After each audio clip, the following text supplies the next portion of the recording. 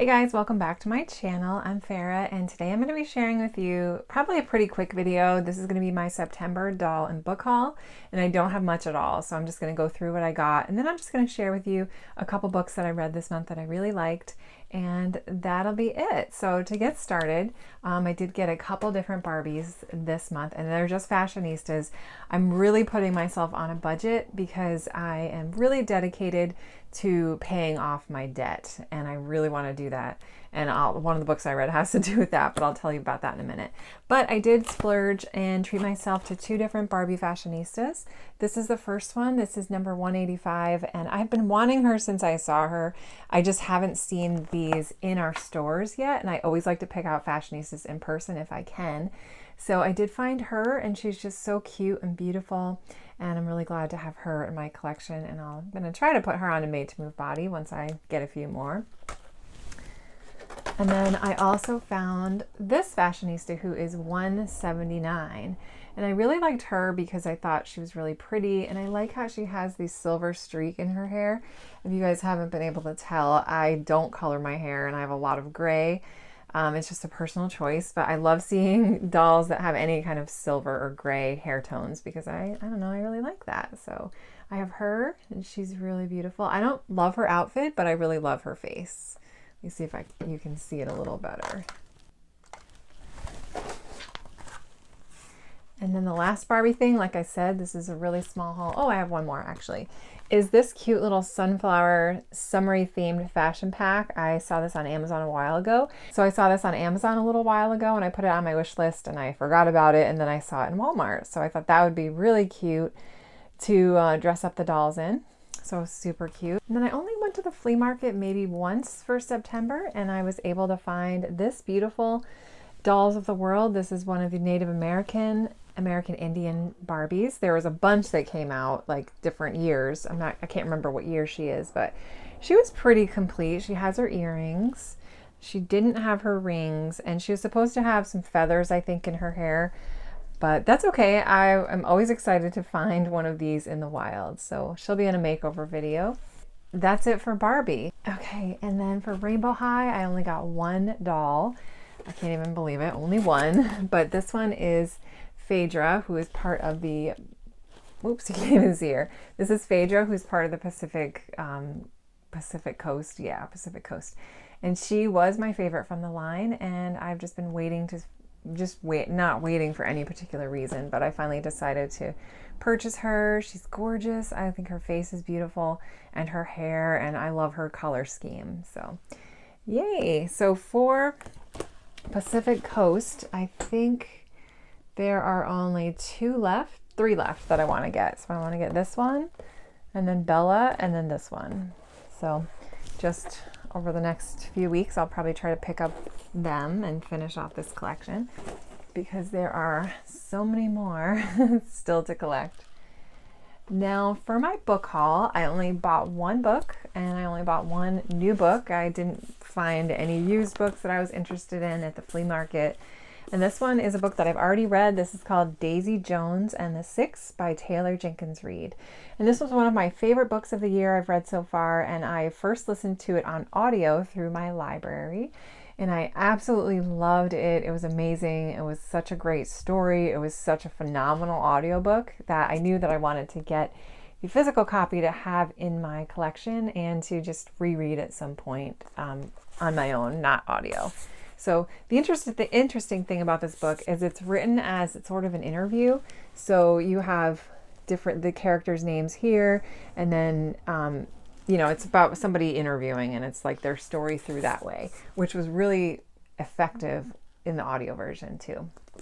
So I got that, and that is it for my doll and book haul, under 5 minutes, basically.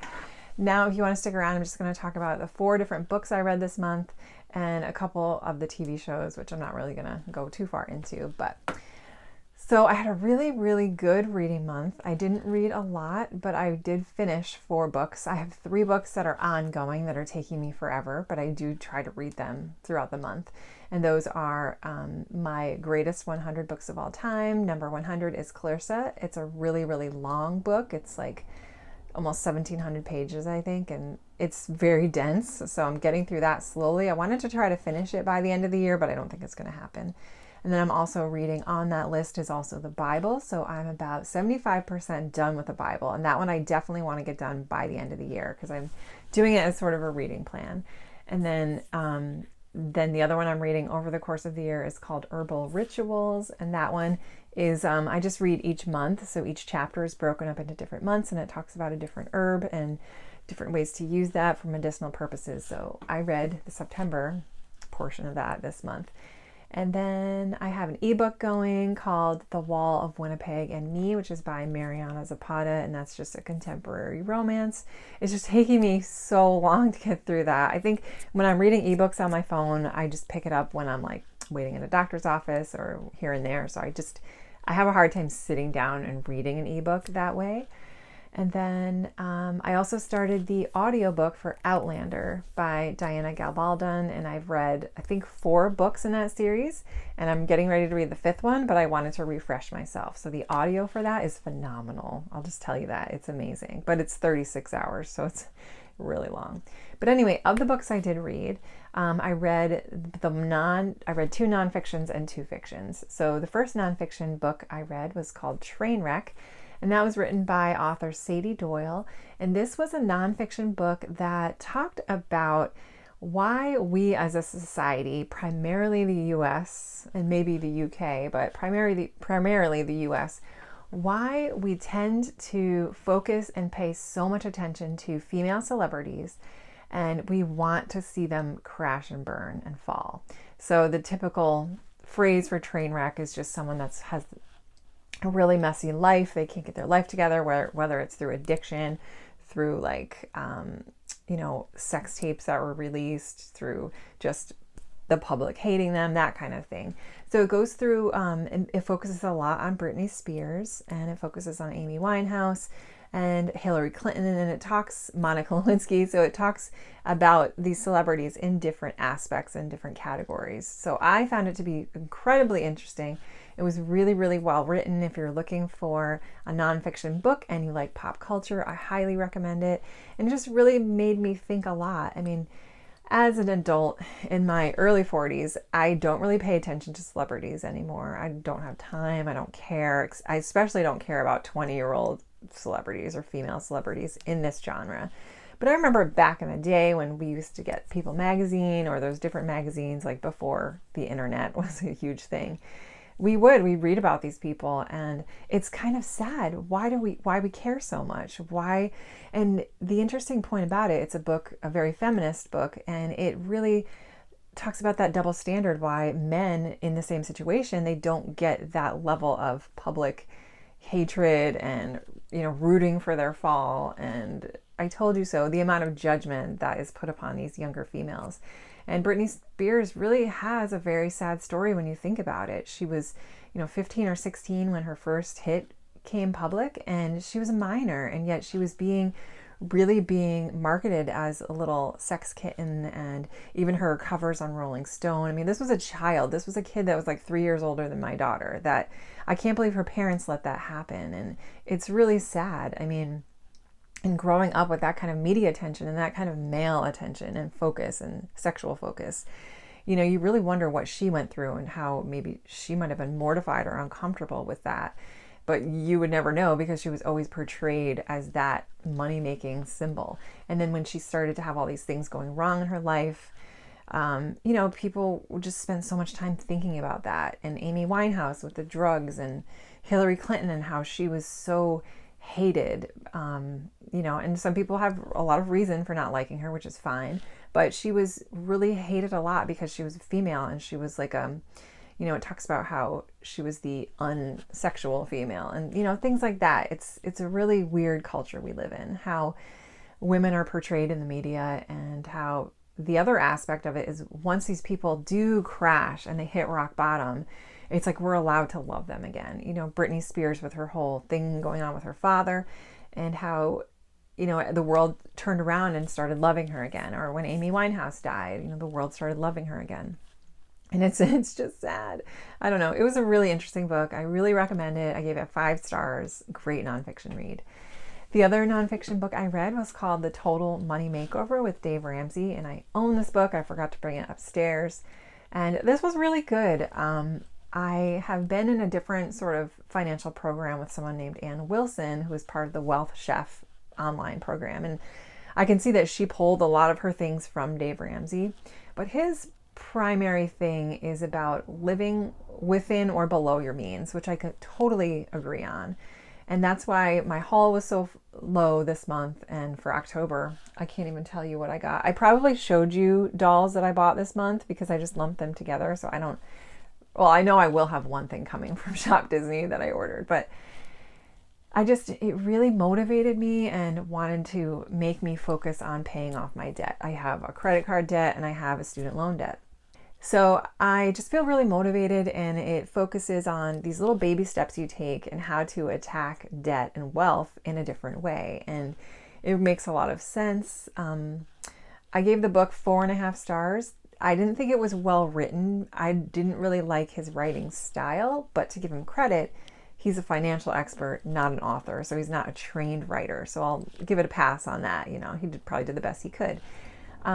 And then there were also a lot of biblical references, which I didn't particularly mind, but I think if you're somebody that is not religious, that might be a little off-putting. The only criticism I really had about the book is that he does do quite a bit of fat shaming. And fat shaming, in just a sense, is that he compares being poor with being fat. So he'll say, like, if you want to be wealthy, you've got to get skinny. I didn't think that was necessary. I didn't really think that was like a valid metaphor that he needed to use. And I don't know, it didn't sit well with me. So I didn't like that part of it. But his ideas were great. I mean, basically he says, focus on create an emergency fund of $1,000. You always want to have $1,000 in your savings for little things like car issues or a heating bill. Just always have $1,000 in your savings, point blank. Then you want to focus on your debt by paying off the lowest loan you have first, and then adding that payment to the next, and it creates a snowball effect, and it helps you to really focus and celebrate these little joys you get once you pay off one or two little things. And then the third thing, it goes on about, how to save for your longer emergency fund, and then how to invest. So I really enjoyed the book. I can see myself being successful with this. So very motivated. And then the two books, nonfiction I read that I really liked. The first one was called The Woman in the Library, which you guys have probably seen in my September vlog. And this book I got from the library, and I really enjoyed it. Like, now that I've been away from it for a couple weeks, I probably wouldn't give it as high a rating as I originally thought I would. But this story is a book within a book. So it's a book about, the author's name is Sulani, the real author, and she's writing a book about an author named Hannah, who's writing a book about a character named Freddie. So Hannah is sending her manuscripts, she's sending each chapter to her friend Leo, who lives in the United States, and Hannah lives in Australia. So she's sending him all these chapters of this mystery she's writing about this woman named Freddie, who's also an Australian author who's writing a book. So it was like all of these layers. And it starts right away with the murder. So these four people are in the library. They meet each other. They're sitting at the same table and they hear a scream. So because of that scream, they become friends and they kind of join in on this investigation, and they build relationships with each other, and they're trying to figure out who did it. So it's like the opposite of a closed circle mystery where they're locked in a room together, whereas the murder happened in a closed room, and then they go back out into the world and they try to figure it out. So it's really interesting. The different timelines, I was engaged in both of them. The conversations between Hannah and Leo, who are the author who's writing the book, is, sending him these sections and he's giving feedback. It was really cool. And then the story itself that the author was writing was also really good. So the first half was a bit slow to get into, I won't lie. I was kind of like I'm not really engaged in the characters. There was really not a lot of descriptions of the characters, which for me, I really need that. Like, I like a good character-driven story just as much as the plot. So I found that a little difficult. I couldn't really picture them well in my head. I mean, some parts I could. And I think the author did that on purpose. And then after about this the middle of the book, it really started to pick up speed, and I really, really enjoyed it. Like, I got to a point where I wanted to keep reading it, and I stayed up late to finish it. So it was good in that aspect. And it did, some of the themes were focusing on what happens to someone when they go to jail and how their life is affected and how people judge people that went to jail, and the criminal aspect of how an incarcerated person can find work later on and that sort of thing. So overall, it was fun. I really enjoyed it. If you like murder mysteries, I highly recommend it. And then the final book I read, I just finished this at the end of the month, and this was called All the Lonely People by Mike Gale. And this I read on audio through my local library, and it was phenomenal. This book I gave 5 stars. It was one of my favorite books of the year, and it was just so good, you guys. I really recommend it.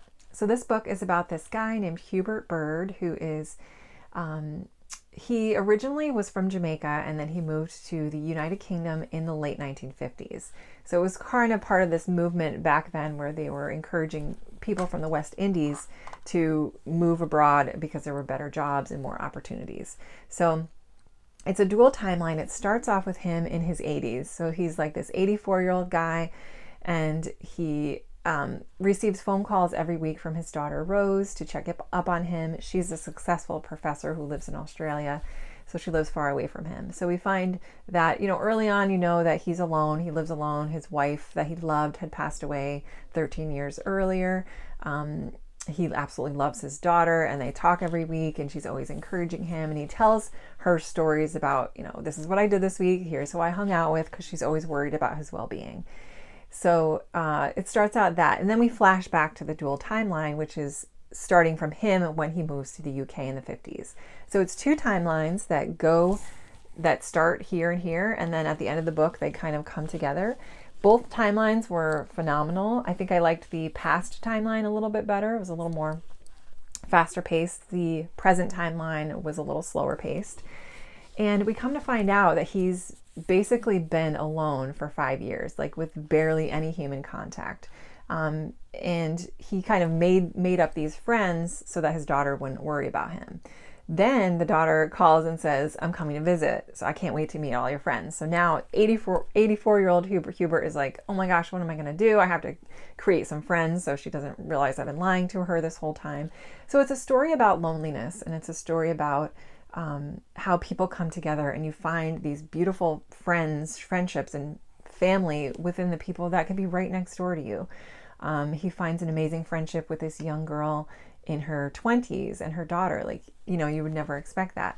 And it talks about a lot of different themes. It was so good. I feel like I'm going to start crying when I'm talking about it, but it talks about his wife, Joyce, who was a white woman, and their struggle being an interracial couple back in the 60s and 70s.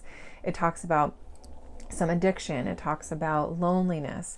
It talks about some racial discrimination, and it's heavier themes, but it's presented in a lighter tone through this main character, Hubert, who's such a strong person, and he really focuses on hope, and he's very practical. So the themes in themselves weren't as heavy as you would think they would be.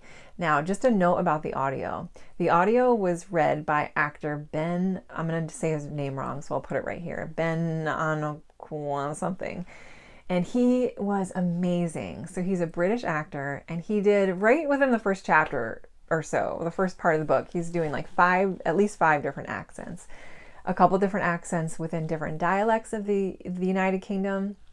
He's doing Jamaican, he's doing Welsh, he's doing Indian, he did Levitkian, all these phenomenal accents that he just nailed. And the voice acting within this book was amazing. These characters were brought to life. You just fall in love with Hubert, this man. Oh, he's just such a gem. Probably my favorite character that I've read about the whole year. I mean, just phenomenal. So I highly, highly recommend the book. It's such a warm-hearted, feel-good book. Like, you're going to cry, you're going to smile. I really loved it. So definitely a cozy read if you're looking for just a feel-good story. So that about wraps it up for my books. And as for shows, I haven't watched much. I've been rewatching Glee with my daughter, which we love. I've been watching Virgin River, still plowing through that, which I love. And then I've been catching up on Star Wars. So I watched the first 3 like early Chronicles. Oh my gosh, why can't I think of their names? Well, the last one I watched was Revenge of the Sith because I started on Kenobi. As of October, I've been watching Kenobi on Disney Plus, so that's been amazing. And yeah, that about wraps it up, you guys. I hope you had a great toy collecting month. I hope you're doing well wherever you are in the world.